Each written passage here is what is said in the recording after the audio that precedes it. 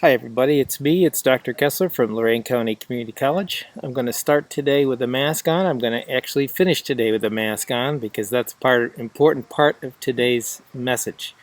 Today is the 12th of August and I just realized I've been doing these things for now about 5 months. All right, let me go over my temperature first. I have a 96.5 degrees Fahrenheit temperature, which translates into 37.8 degrees centigrade. First of all, there's some good things to talk about, and then there is some hopeful things to talk about. So it's goodful and hopeful, I guess. Goodful, that's a word. Today's episode is going to be more or less about school.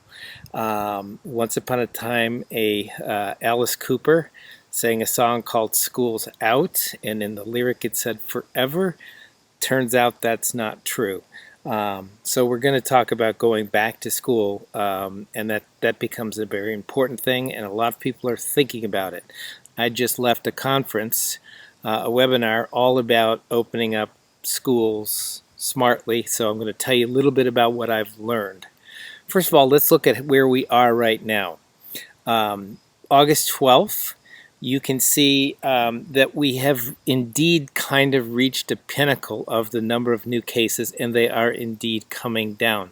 But I'd like to call your attention to the very right-hand side of both the daily cases as well as the death rate, and they appear to be plateauing, and in some cases we are in some states we are actually seeing them rise, and I'll talk a little bit more about that. In fact, if you look at the around in the middle of April, you can see the same sort of thing happens. We reach a peak, we go down a little bit, and then we are where we are today. So that certainly is something we have to think about. We have to be vigilant. We have to continue our efforts. I've put up this slide of the color code of the alert map, and you can see I've actually put it to July or August 6th, and you can see that it is indeed, we are seeing less and less counties in Ohio showing up red. Lorain County is still not red, which is kind of good news. But you can definitely see in the graph that there does appear to be a little bit of a flip at the end where we might be indeed rising right now. All right, so there was and it was talked about in the conference that I was listening to today as an experiment. Georgia, as an experiment. Georgia was an experiment. And I don't think it went well. I just want to tell you that I don't think it went very well at all. First of all, here's a picture of two groups of students. One of them is from Georgia and the other is from Germany. I'll let you figure out which is which. You can see there's a big difference in the two groups. One is density, and the other thing you can see, the Germans are much more likely to wear masks. The Germans are not anywhere near where we are right now, and that is a kind of a theme that I've been hearing a lot from people. I heard from a woman from Denmark at the conference I was listening to, and they were very, very good. Everyone was all accepting of public health measures in the country, and they are in a much better place. They actually opened up their schools on April 15th of this year. April 15th, they opened up schools after closing them down for just a few weeks, and that's kind of what it took. We really didn't have a shutdown. All right. School started in some places in Georgia on the 3rd, and it didn't go well. First of all, there's in one school, 1,000 students are now in quarantine because of what happened in the first few. Also, the state of Georgia did some work with summer camps and found out that it was not very good. Now, you might argue that, oh well, kids don't get disease aside from the kids that get the cytokine storm that is associated with a Kawasaki-like disease. But still, there is actually quite a bit of transmission going on between kids and other people. Um, oh, this I want to point out Georgia here. Georgia looks like there's a little flip at the end there. You can see. So Georgia is in the middle of still more or less pandemic conditions and problems there. So the basis of what they were talking about at the conference I was at was this report here from the American Academy of Pediatrics.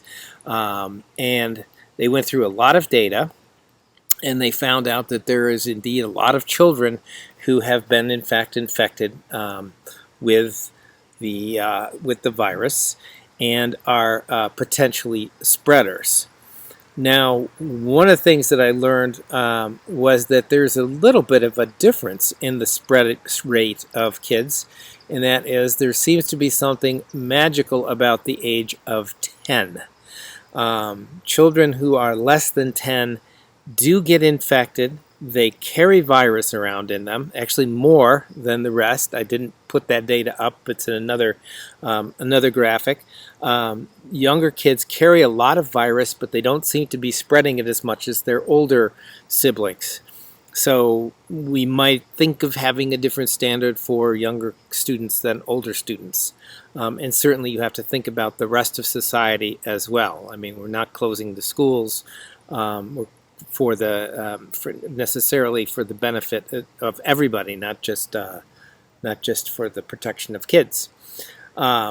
So I just want to point all that out, that it is very important to think about when opening up schools. We need to keep the masks on. We need to be wearing these masks.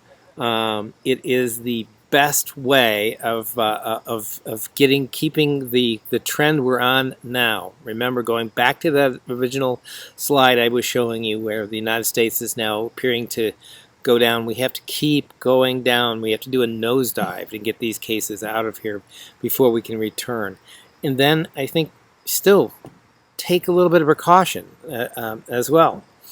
All right, one other thing I want to talk about is the Russian vaccine that came out this week as well. The Russian vaccine, I don't think people have a lot of confidence in the Russian vaccine.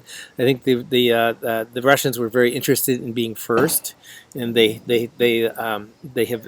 achieved that. In fact, they even named it after a satellite that they put into space before us, and that's kind of a point of pride for them. So the Russian vaccine is possibly going to work. It does seem to be safe, but the efficacy has not been established. Nevertheless, they're continuing with their work.